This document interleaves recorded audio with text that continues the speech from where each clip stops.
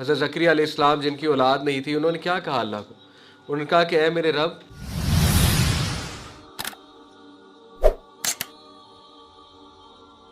اللہ تعالیٰ دکھاتے ہیں کہ مدد کرنے والا میں ہوں۔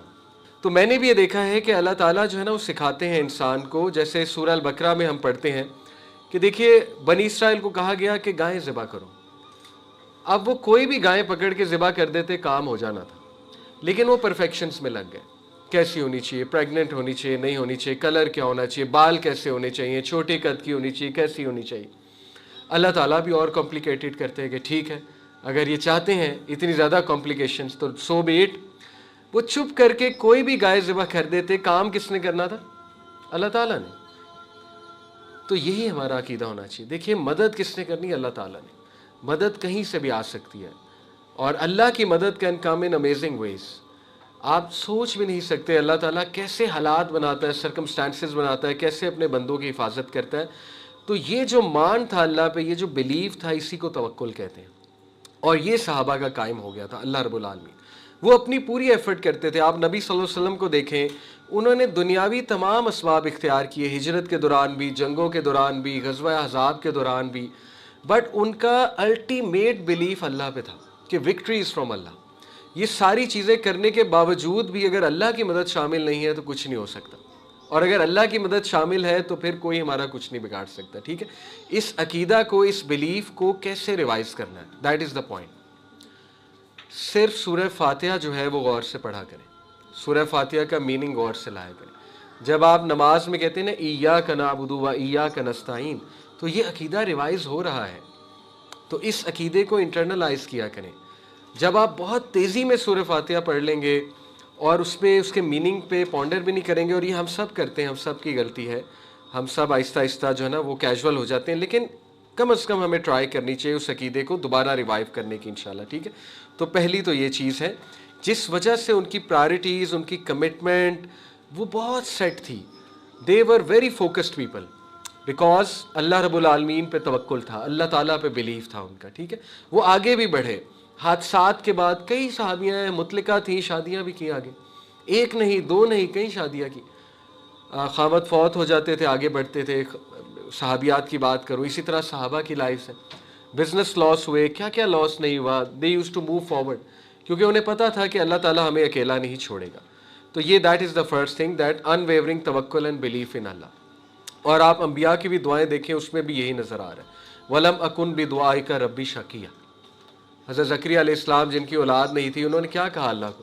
انہوں نے کہا کہ اے میرے رب، میں آپ سے مانگ کر کبھی بھی مایوس نہیں ہوا، یا میں آپ سے مانگ کر کبھی بھی، مطلب ان شارٹ کہہ رہے خالی ہاتھ نہیں کیا۔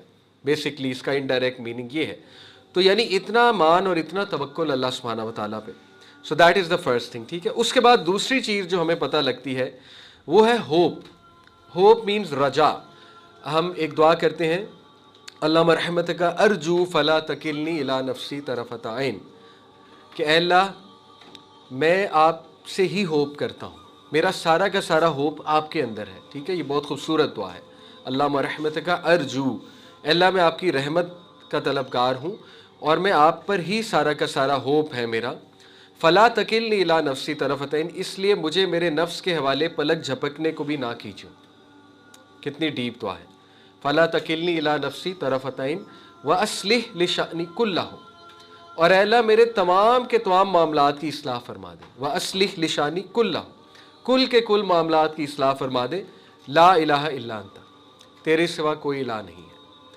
تو یہ دعا میں بھی کتنا مان، کتنا بلیف، کتنا توکل، کتنا ہوپ نظر آ رہا ہے اللہ تعالیٰ کی ذات میں۔ ٹھیک ہے، تو they had a lot of hope اللہ رب العالمین کی ذات میں، کہ نو میٹر وٹ اللہ سبحانہ و تعالیٰ از دا بیسٹ آف پلانرز۔ اللہ الوکیل ہے، اللہ المدبر ہے، اللہ تعالیٰ الفتاح ہے، رستے کھولنے والا ہے، اللہ تعالیٰ وہاں سے ویز نکالتا ہے، انسان امیجن بھی نہیں کرتا، اللہ تعالیٰ مقلب القلوب ہے، دلوں کو تبدیل کرنے والا ہے، سو آن اینڈ سو فورتھ۔ ٹھیک ہے، دیکھیں ہوپ فل لوگ جو ہے نا وہ دو چیزیں کرتے ہیں۔ ہوپ کوئی ایبسٹریکٹ کانسیپٹ نہیں ہے، ہوائی کانسیپٹ نہیں ہے کہ ایک بندہ جو ہے نا وہ بس امید کے ساتھ بیٹھا ہوا ہے اور کچھ نہیں کر رہا، بس پر امید ہے۔ امید کے ساتھ دو ایکشنز آتے ہیں، وہ دو ایکشنز کو سائیکالوجی میں باقاعدہ ایک نام دیا گیا ہے۔ پہلے کو نام دیا گیا ہے پاتھ ویز تھنکنگ، पाथवेज थिंकिंग क्या है कि जो पुरुमीद लोग होते हैं वो बैठकर पाथवेज बनाते हैं, यानी option A, option B, option C, option D, यानी मैं कर क्या सकता हूँ, ये जो मुसीबत आई है अब इसके लिए मैं कर क्या सकता हूँ, what are the pathways. Number two जो बिहेवियर है उसको कहते हैं एजेंसी थिंकिंग। एजेंसी थिंकिंग है कि पाथवेज बना के अब हमने इस पर एक्ट कैसे करना है, तो एक्शन की तरफ आते हैं, सिर्फ पाथवेज बनाकर चुप नहीं हो जाते, एक्शन की तरफ आते हैं, ठीक है। इन दोनों प्रोसेसेस से होप और पैदा होता है, रजा और पैदा होती है, यानी उम्मीद और पैदा होती है, ठीक है।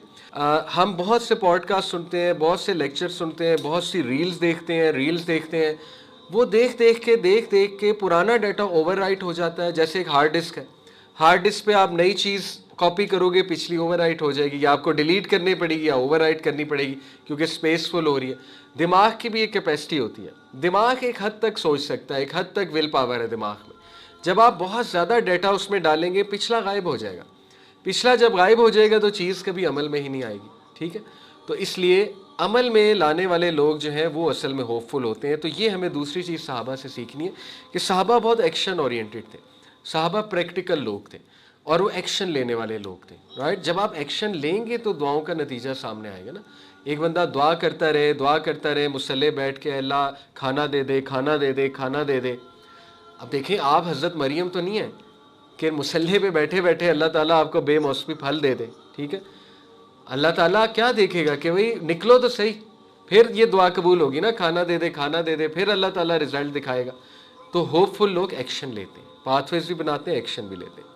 ये हमें दूसरी चीज़ पता लगती है। तीसरी चीज़ सहाबा की ज़िंदगी से हमें एक बिहेवियर पता लगता है कि वो बहुत ही मीनिंगफुल ज़िंदगी गुजारते थे, प्रोडक्टिव ज़िंदगी गुजारते थे। वो मैं आपको बताता हूँ। एरिस्टोटल एक फ़लसफ़ा निगार गुजरा है, फ़िलोसोफ़र, उसने एक कॉन्सेप्ट दिया था प्रोडक्टिव लाइफ गुजारने का, उसको यूडेमोनिया कहते हैं ग्रीक लैंग्वेज में।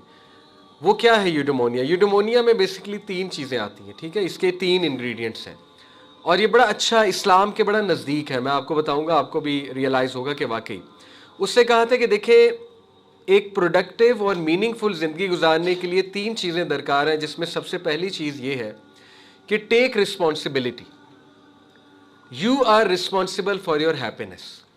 ये है पहली चीज़, आप जिम्मेदार हैं अपनी खुशी के। कोई दूसरा जो है, एज लॉन्ग एज आप खुश रहना चाहते हैं, कोई दूसरा आपकी खुशी नहीं ले सकता। That is what is meant by take the responsibility. For example देखिए, कुछ लोग ब्लेम्स डालते हैं बहुत ज़्यादा, उसका ब्लेम है, उसकी वजह से मैं खुश नहीं हूँ, उसका मसला है, उसने मुझे ये कहा, मेरे हालात ऐसे हैं, एनवायरनमेंट ऐसा है, मैंने ये नहीं किया, बचपन में मेरे साथ ये हुआ था। मतलब they are all about blame blame blame blame blame, दूसरों पर रिस्पॉन्सिबिलिटी। आई अंडरस्टैंड लोगों के साथ बड़े हादसात होते हैं, आई अंडरस्टैंड कि टॉक्सिक लोग भी इर्द गिर्द मौजूद होते हैं, सब कुछ होता है।